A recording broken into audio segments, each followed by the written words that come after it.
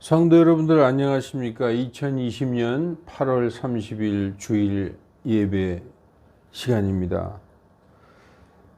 오늘은 창세기 강의 21번째 아브라함의 믿음의 시험이라는 제목으로 말씀 전하겠습니다. 설교 본문은 창세기 22장 1절에서 7절 말씀입니다. 잠깐 기도하겠습니다.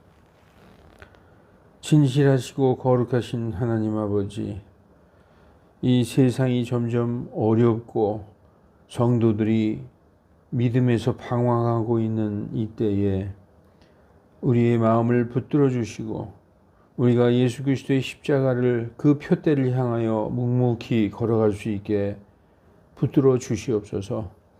어떠한 시험과 환난 속에서도 성도의 신앙이 흔들리지 않게 우리 각자가 깨어서 준비하는 성도들 다 되게 하여 주시옵소서.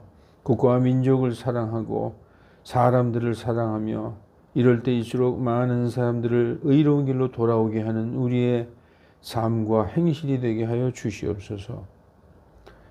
오늘 예배 하나님께서 홀로 영광 받아 주시옵시고 우리에게 기쁨과 은혜의 시간 되게 하나님 허락하여 주시옵소서.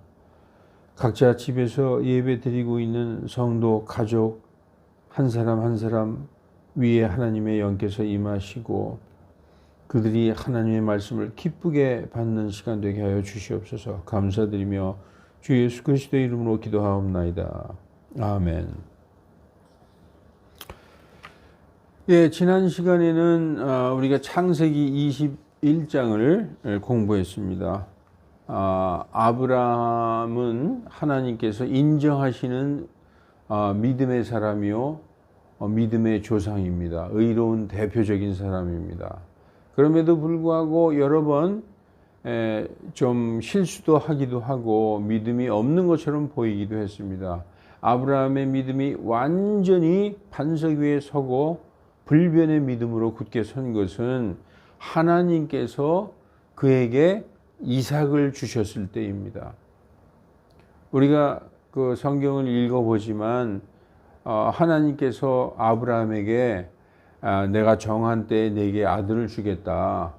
생명의 때를 따라 내가 반드시 내게 돌아오리라. 이렇게 약속을 할 때마다 아브라함이나 사라는 웃었어요. 그냥 주여 이스마엘이나 주 앞에서 살기를 원하나이다.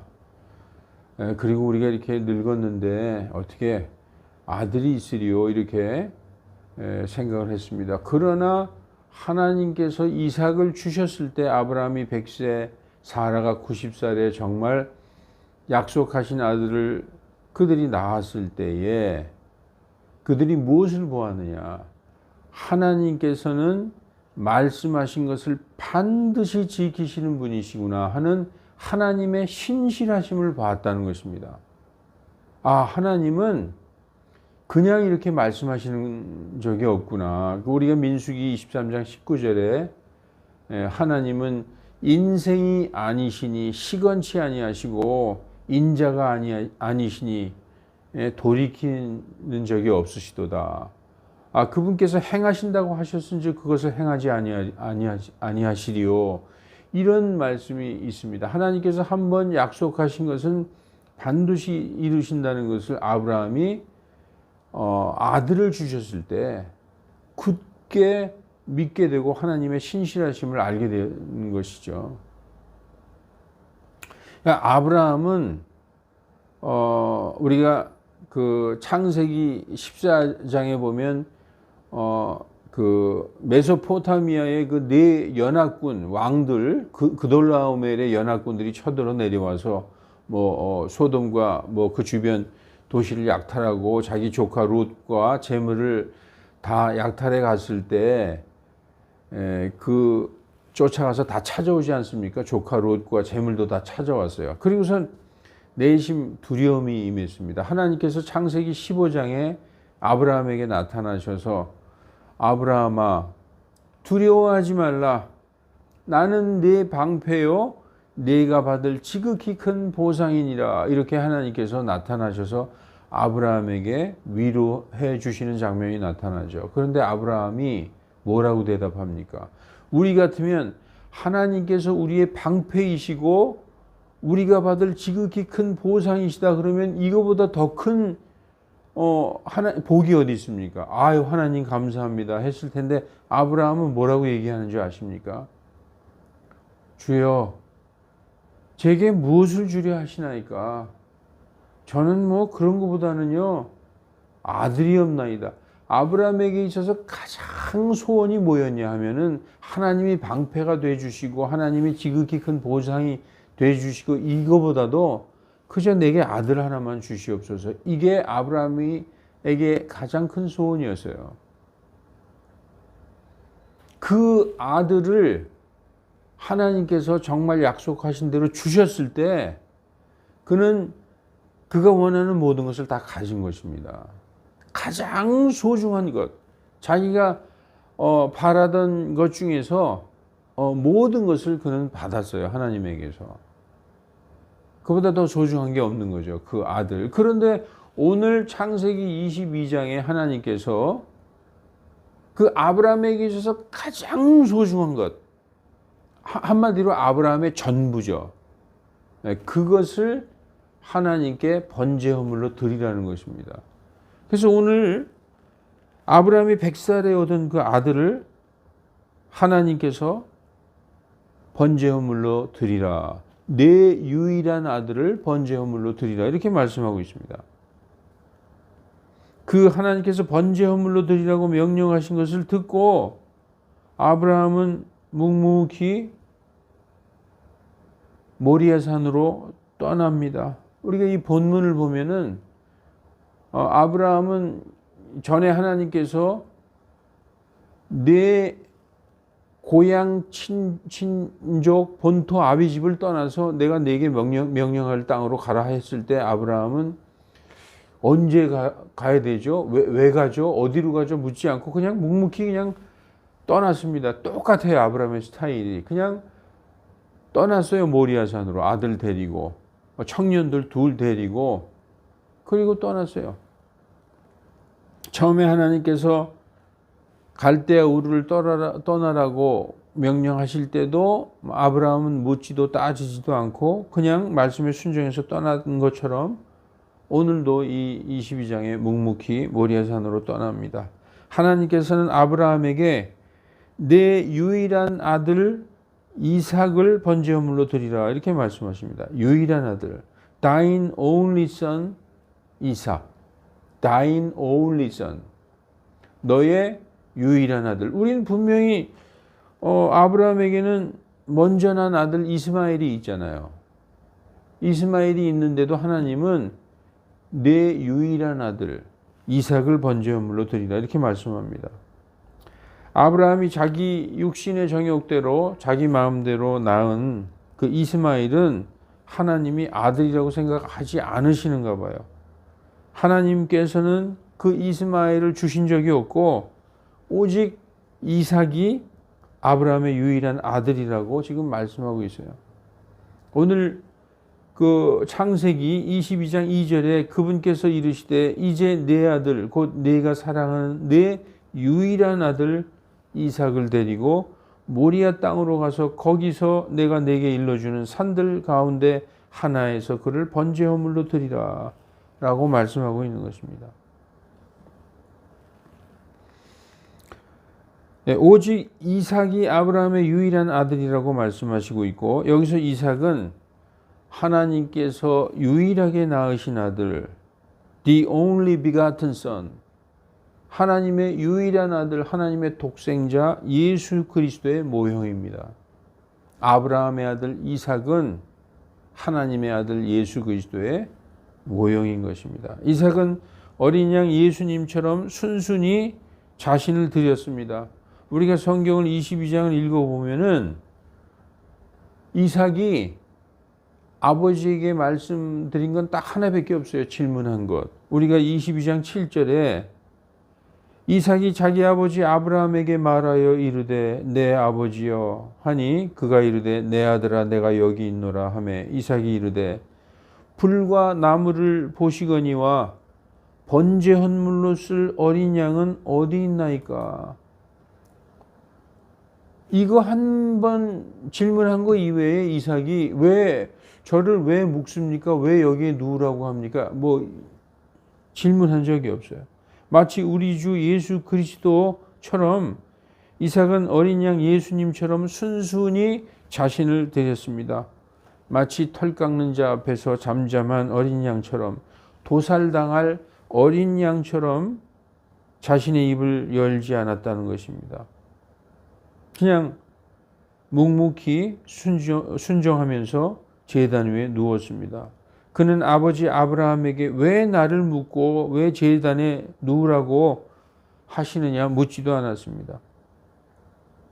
다만 번제 헌물로 쓸 어린 양은 어디 있나이까 그것만 물었을 뿐입니다.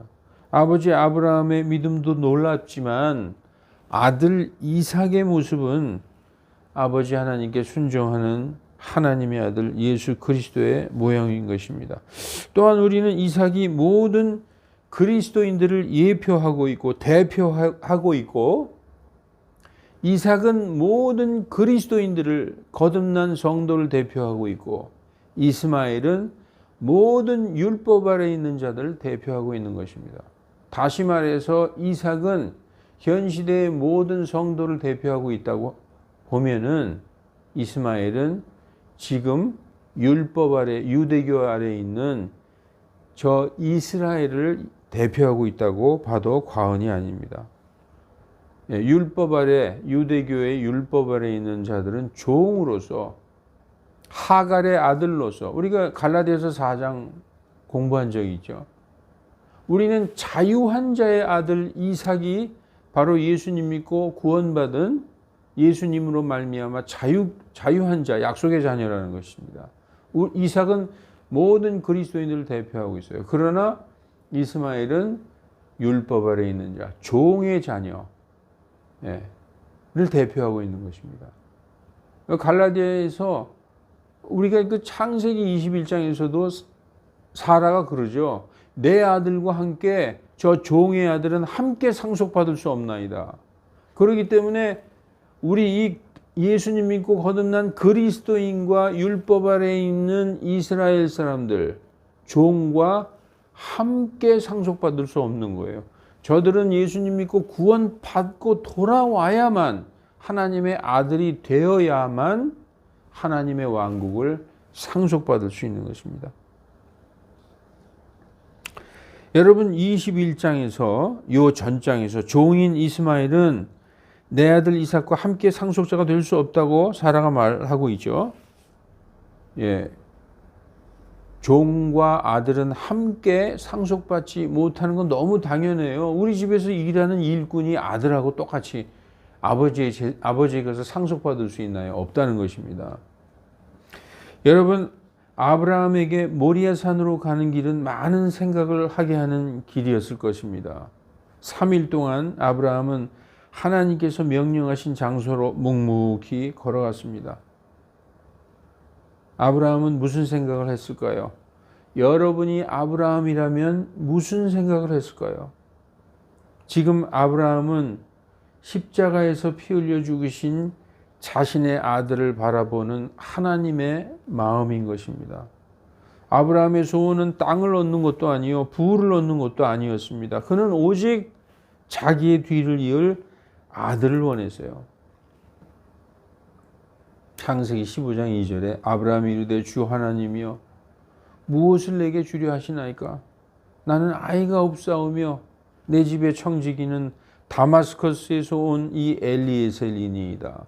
하나님은 나의 방패시오 내가 받을 지극히 큰 상급이신데도 불구하고 아브라함은 오직 아들을 갖기를 하나님께 간절히 기도하고 소망하고 있는 것입니다.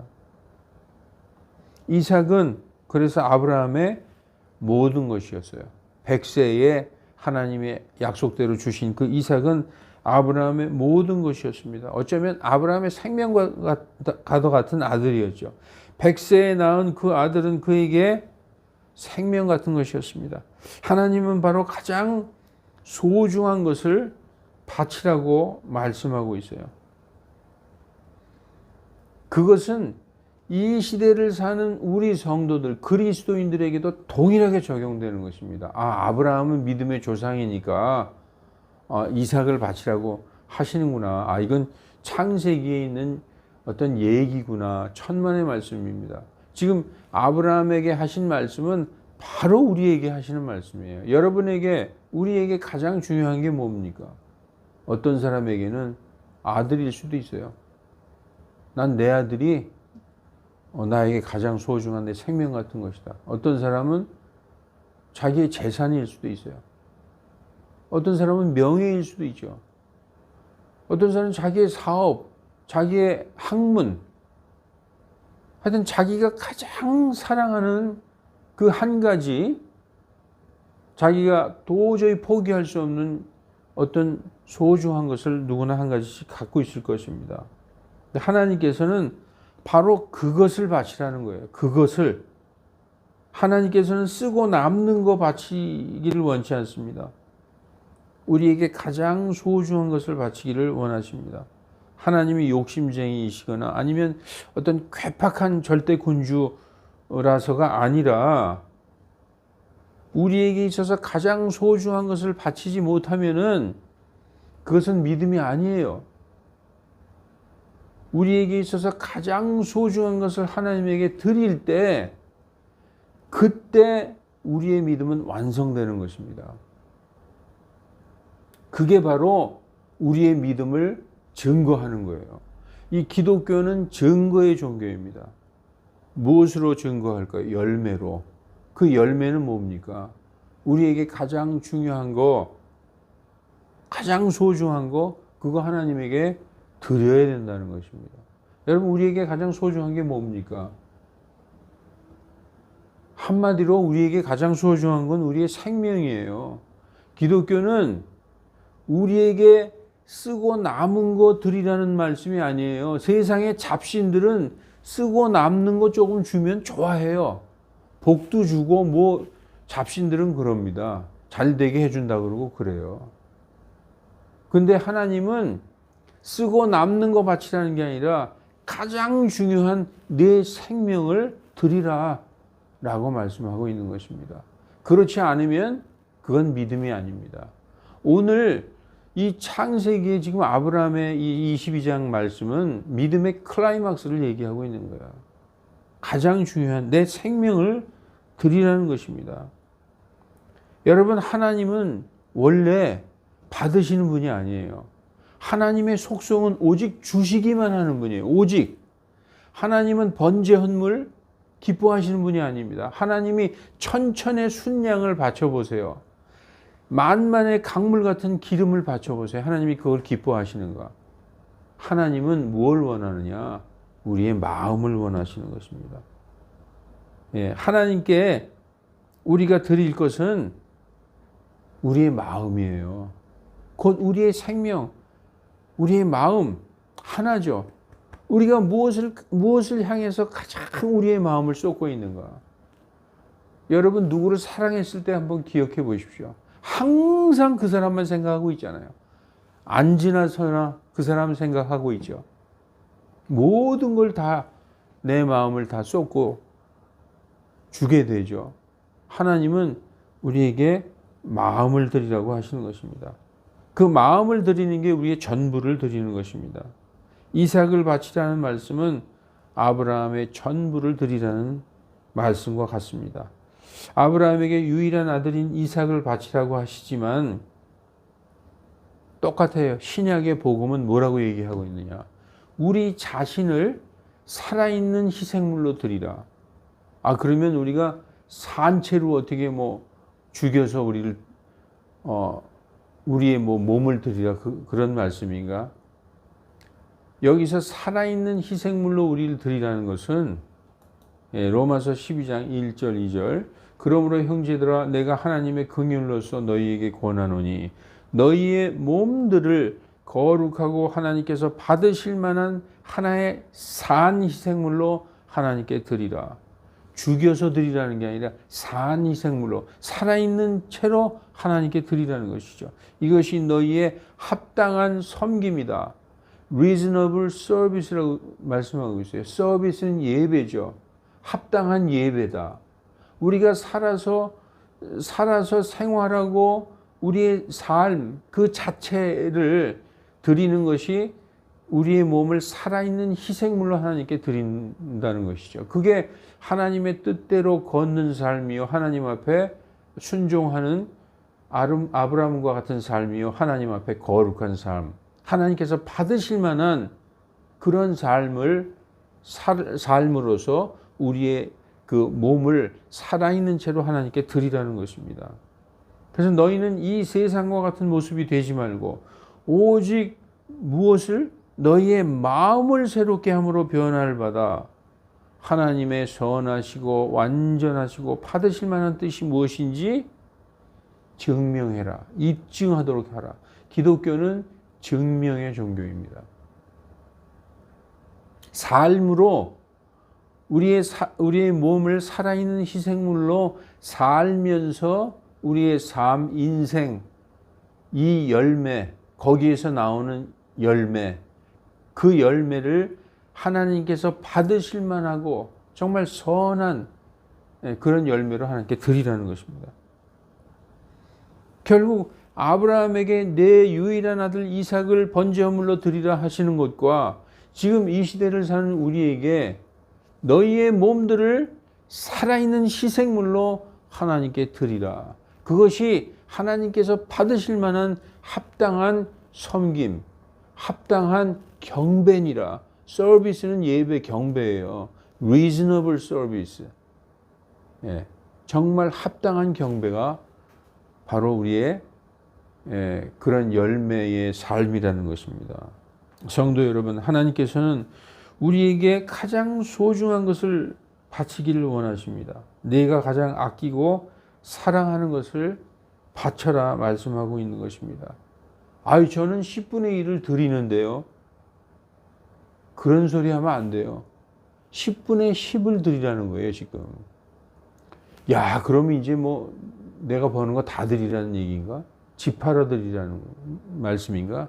그게 아니라 나의 생명, 나의 마음, 나의 생활, 나의 인생, 나의 가족, 나의 사업, 일, 생각, 지식, 모든 것, 다시 말해서 마음을 하나님께 드리라는 것입니다.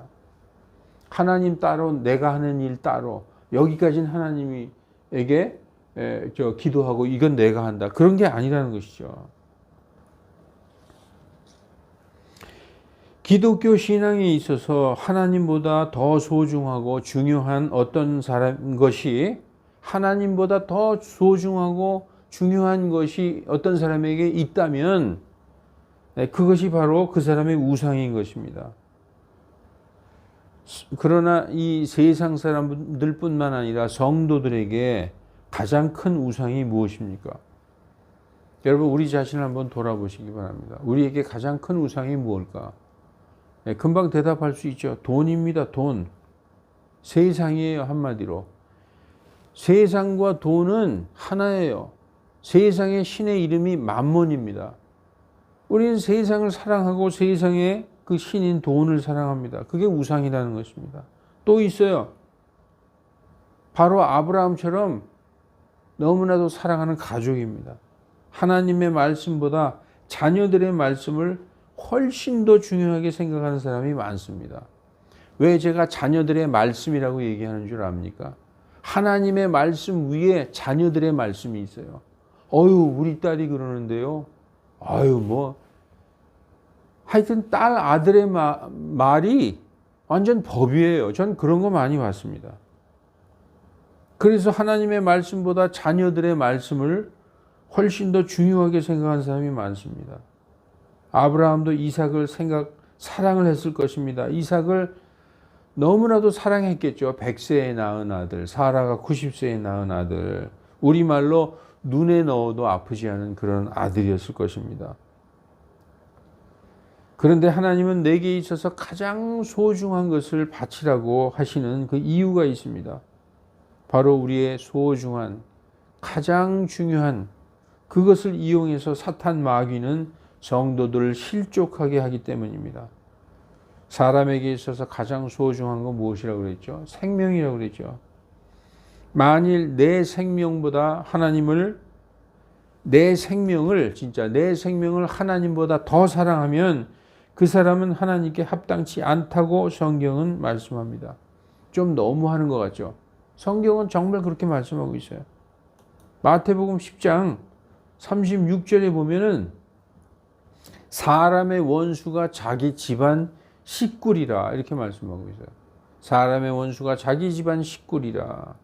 37절에 아버지나 어머니를 나보다 더 사랑하는 자는 내게 합당치 아니하고 아들이나 딸을 나보다 더 사랑하는 자도 내게 합당치 아니하며 또 자기 십자가를 지지 아니하고 내 뒤를 따르는 자도 내게 합당치 아니하니라.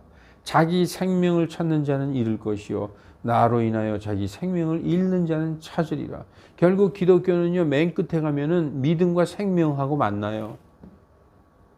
그래서 내 생명을 미워하는 믿음, 그것이 진짜 믿음이라는 것입니다. 내 생명을 사랑하는 믿음, 내 생명을 구하기 위해서 믿음을 버리는 그러한 믿음은 믿음이 아니라는 것입니다.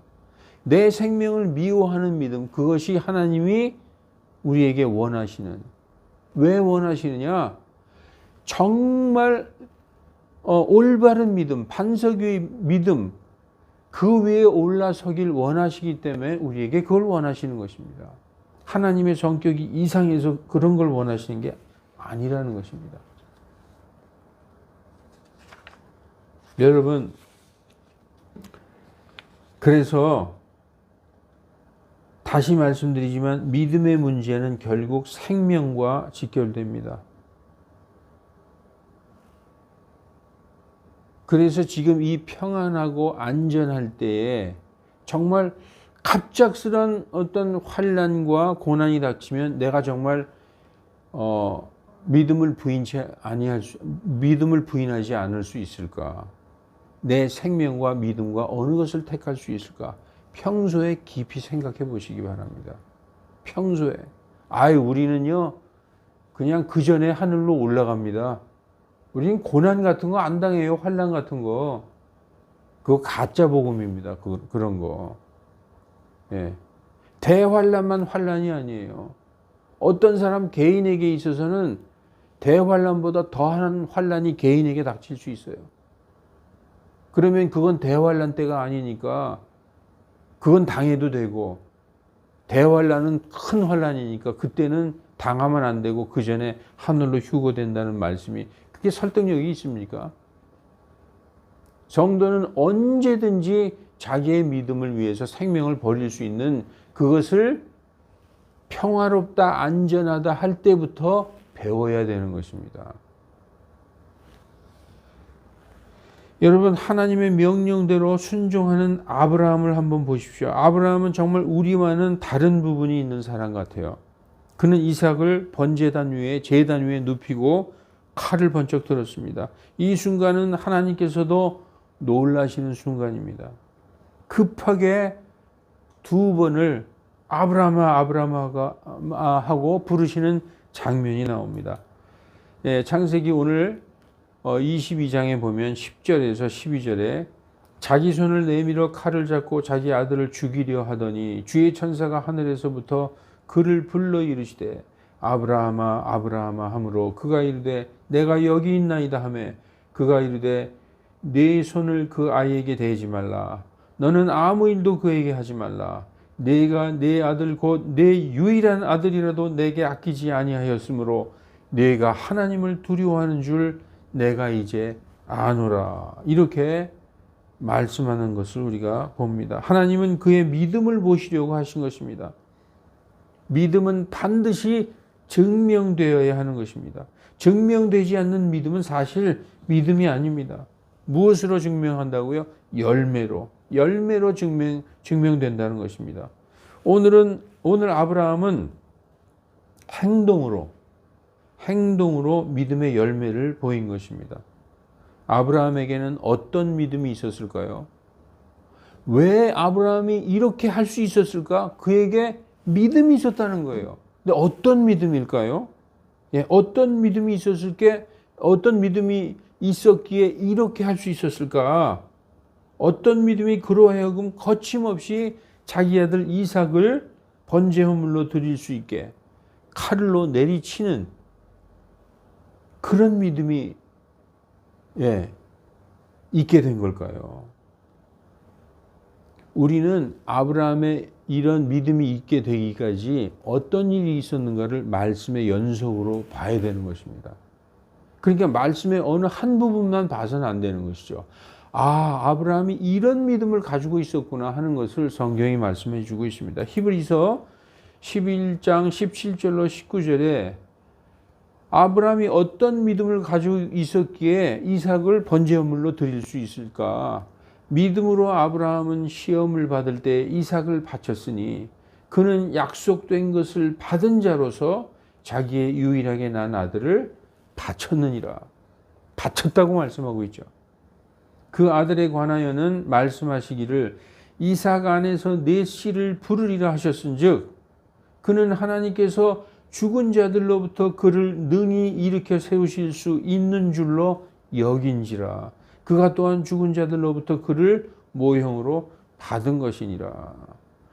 이삭은 이미 죽은 자라는 거예요. 지금 모리아산에서 제단 위에서 아브라함이 칼로 내리치는 그 순간 이삭은 죽은 자라는 것입니다. 드려진 자라는 것입니다. 하나님께 그 이삭을 돌려받았다고 얘기하고 있어요. 그러면 아브라함은 어떻게 이삭을 드릴 수 있었는가?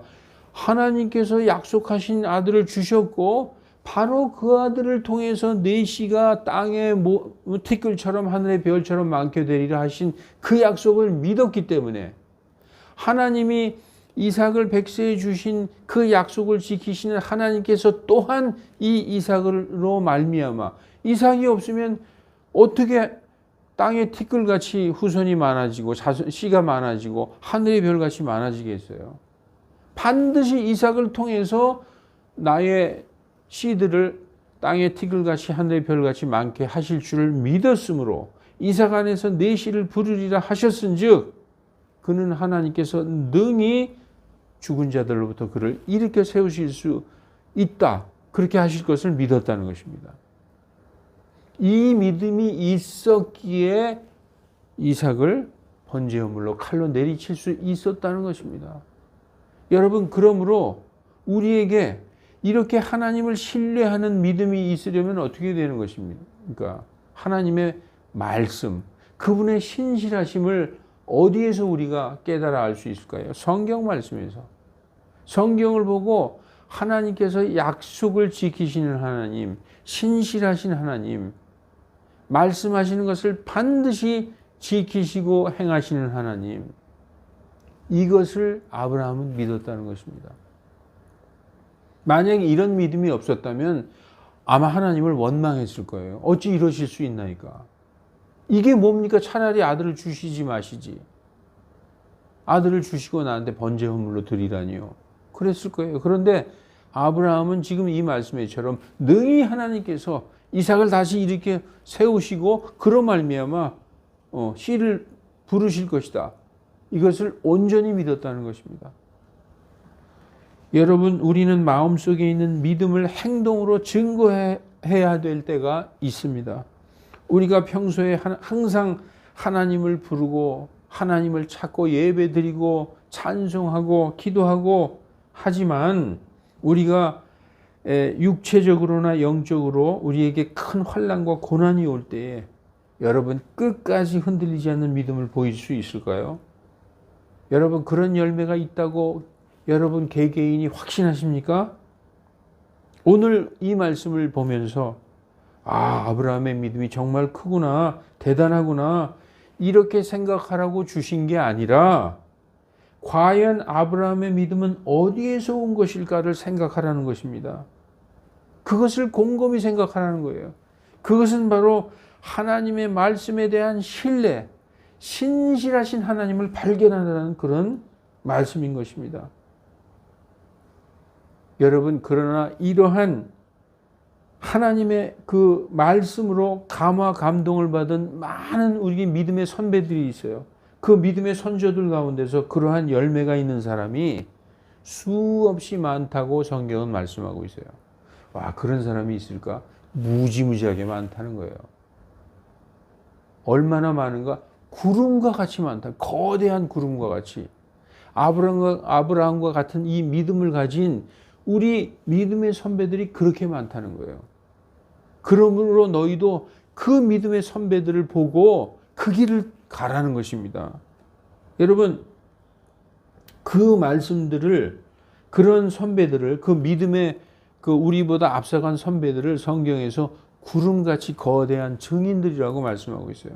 히브리서 12장 1, 2절에 그러므로 우리에게도 거대한 구름과 같은 증인들이 둘러싸고 있으니, 우리보다 앞서간 선배들 중에서 이 아브라함과 같은 믿음을 가진 사람들이 거대한 구름처럼 우리를 둘러싸고 있다는 거예요. 그렇게 많다는 거예요. 그러므로 모든 무거운 것과 얽매이기 쉬운 죄를 떨쳐버리고 인내로서 우리 앞에 놓인 경주로를 달리며 우리 믿음의 창시자여 완성자인 예수님을 바라보자. 여러분, 오직 표대이신 꼴이신 그 예수님의 십자가를 바라보고 그 길로 가는 사람은 얼마든지 아브라함과 같은 믿음으로 걸어갈 수 있다는 것입니다. 그러한 우리 믿음의 선배들, 증인들이 거대한 구름같이 우리를 둘러싸고 있다는 것입니다. 여러분과 제가 바로 이 구름과 같은 증인들 가운데 서 있는 믿음의 사람들인 것을 조금도 의심치 않습니다. 이제 창세기 22장 13, 14절에 보니까 아브라함이 눈을 들어 살펴보니, 지금 하나님께서 아브라함을 내 유일한 아들 아브라함에게 이삭을 번제물로 드리라. 그래서 장작을 다 이렇게 실어 가지고 젊은 청년 2명과 자기 아들 이삭과 이렇게 칼과 불을 들고 모리아 산으로 갔어요. 셋째 날에 이제 그 모리아 산을 바라보면서 그 모리아 산으로 올라갔습니다. 아브라함이 눈을 들어 살펴보니 보라, 뿔이 덤불에 걸린 순양 한 마리가 자기 뒤에 있으므로 아브라함이 가서 그 순양을 가져다가 자기 아들을 대신하여 번제물로 드렸더라. 아브라함이 그곳의 이름을 여호와 이레라 하셨으므로 이날까지 사람들이 이르기를 주의 산에서 그것을 보리라 하느니라. 이제 하나님께서 아브라함의 믿음을 보시고 제단 위에 눕혀놓고 자기 아들 이삭을 칼로 내리치는데 주의 천사가 2번을 급히 불렀어요. 아브라함아, 아브라함아, 이제 내 손을 거두어라 하고 주의 천사가 아브라함을 말렸습니다. 그리고 아브라함이 주위를 살펴보니까 덤불에 뿔이 걸린 순양 한 마리가 있어요. 그 자기 아들 이삭 대신에 이 양을 잡아서 번제물로 드렸다라고 지금 말씀하고 있습니다. 하나님께 드릴 예물은 하나님이 직접 준비하십니다. 이삭 대신에 그를 대신하여 드려진 순양으로 바뀌는 것을 볼 수 있습니다.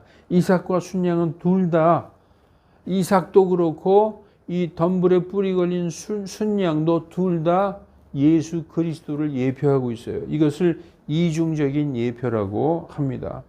어린 양 예수 그리스도, 이삭도 우리가 아까 그 하나님의 유일하게 나신 독생자 예수 그리스도의 모형이라고 했지만, 지금 수풀에 뿔이 걸려 있는 그 순양도 예수 그리스도의 모형인 것입니다.